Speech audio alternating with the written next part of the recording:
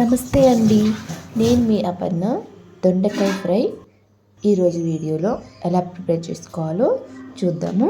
దొండకాయ ఫ్రై చాలా టేస్ట్గా, చాలా రుచిగా ఉంటుంది. చాలా కమ్మగా ఉంటుంది వేడి వేడి అన్నంలో తింటుంటే. అరకిలో దొండకాయలను తీసుకొని ఉప్పు నీళ్ళల్లో శుభ్రంగా వాష్ చేసుకోవాలి.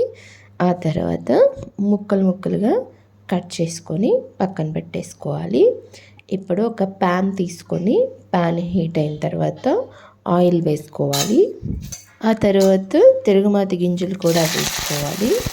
కరివేపాకును కూడా వేసుకొని ఫ్రై అయిన తర్వాత ఆనియన్స్ని కూడా వేసుకొని మొత్తం బాగా కలుపుకోవాలి.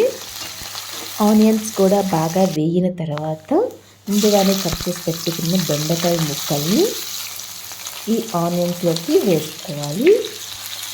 వేసుకొని మొత్తం ఒకసారి కలిసేలాగా కలుపుకోవాలి. ప్రాపర్గా మిక్స్ చేసుకోవాలి. ఆ తర్వాత ఒక హాఫ్ స్పూన్ పసుపును కూడా యాడ్ చేస్తున్నాను. ఆ తర్వాత యాడ్ చేసిన తర్వాత మొత్తం ఒకసారి మళ్ళీ కలుపుకోవాలి.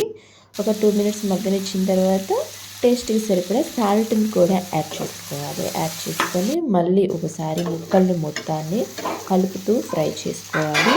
మంటని హై ఫ్లేమ్ మీద కాదు, లో ఫ్లేమ్ మీద కాదు, మీడియం ఫ్లేమ్ మీద పెట్టుకొని ఫ్రై చేసుకోవాలి. మధ్య మధ్యలో కలుపుతూ ఉండాలి దొండకాయ ముక్కల్ని, లేకపోతే అడుగంటుతాయి కనుక. దొండకాయలు మన హెల్త్కి చాలా మంచిది. ఇందులో ఫైబర్ కంటెంట్ ఉంటుంది, కాల్షియం ఉంటుంది, విటమిన్ సి ఉంటుంది. కాబట్టి మనం డైలీ భోజనంలో గినక దొండకాయని ఏదో ఒక రకంగా తీసుకున్నట్లయితే మన హెల్త్కి చాలా మంచిది.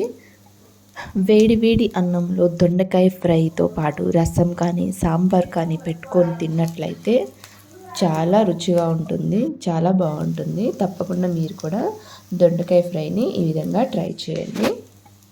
మీరు కనుక మన ఛానల్ని ఫస్ట్ టైం కనుక చూస్తున్నట్లయితే ఛానల్ని సబ్స్క్రైబ్ చేసుకోవడం మాత్రం మర్చిపోకండి. ఇప్పుడైతే దొండకాయలు ఆల్మోస్ట్ ఫ్రై అయిపోయినాయి. చిన్నులపాయల కారం వేసుకోవాలి. ఇదిగోండి, చిన్నులపాయల కారం వేసుకొని మొత్తం కలిసేలాగా ఈ విధంగా ఫ్రై చేసుకోవాలి. చూసారు కదా, ఇంట్లోనే చాలా ఈజీగా, చాలా సింపుల్గా, కమ్మగా, టేస్ట్గా దొండకాయ ఫ్రైని ఎలా ప్రిపేర్ చేసుకోవాలో తప్పకుండా మీరు కూడా ట్రై చేయండి. దొండకాయ ఫ్రై ఎలా వచ్చిందో కమెంట్ చేయండి. చూసారు కదా, మొత్తం ఒకసారి దొండకాయ ఫ్రైని కలుపుకున్నాము. ఇప్పుడు ఒకసారి టేస్ట్ చూసి సాల్ట్ మీద సరిపోనట్లయితే యాడ్ చేసుకొని మళ్ళీ ఒకసారి కర్రీ మొత్తాన్ని కలుపుకోవచ్చు. ఇప్పుడైతే ఫైనల్గా దొండకాయ ఫ్రైకి కొత్తిమీరని యాడ్ చేసుకుంటే మరింత టేస్టీగా ఉంటుంది. సో ఈ విధంగా కొత్తిమీరని గార్నిష్ చేసుకుంటే తిన్నట్లయితే చాలా రుచిగా, చాలా టేస్ట్గా ఉంటుంది. తప్పకుండా మీరు కూడా ట్రై చేయండి. Thank you for watching. Subscribe to my channel.